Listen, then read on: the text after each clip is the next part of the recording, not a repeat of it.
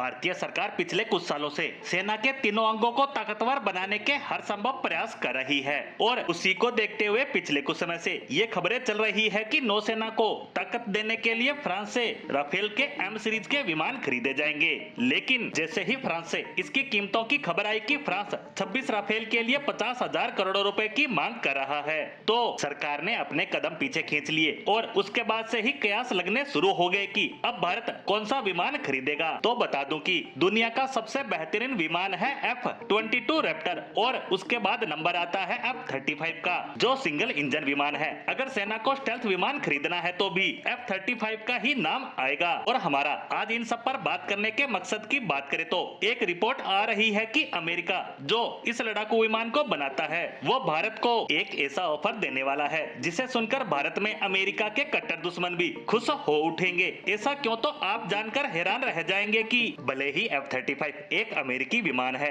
लेकिन सिर्फ अमेरिका इसे नहीं बनाता। F-35 नाम से एक प्रोग्राम बना है जिसमें कई सहयोगी देश शामिल हैं। इसीलिए आप देखेंगे कि F-35 की मैन्युफैक्चरिंग अलग अलग देशों में मिलेगी, जैसे Britain, Australia, Italy, Norway, Denmark, Netherland और तुर्की भी पहले इसमें शामिल था। इन देशों में F-35 के पुर्जे बनते हैं जो अमेरिका भेजे जाते हैं। इसके लिए अमेरिका ने इन देशों को स्टेल्थ टेक्नोलॉजी भी प्रोवाइड की थी, लेकिन जैसे तुर्की ने भारत से संबंध खराब किए वैसे ही उसने अमेरिका के साथ किया, जिस कारण तुर्की को इससे बाहर कर दिया गया। लेकिन अब खबर आ रही है कि अमेरिका भारत को एक मैसिव ऑफर दे रहा है और इसके तहत तुर्की की जो जगह खाली हुई थी वो भारत को दी जाएगी और भारत में इसकी सप्लाई चेन होगी और इसके लिए भारत को कुछ टेक्नोलॉजी भी दी जाएगी। इससे भारत को होंगे दो बम्पर फायदे। एक तो भारत को F-35 कम कीमत पर मिलेगा क्योंकि ये भारत में बनेगा। दूसरी बड़ी बात यह कि भारत को स्टेल्थ से संबंधित जो टेक्नोलॉजी है मिलेगी, जिसकी सहायता से एमका को बनाने में मदद मिलेगी,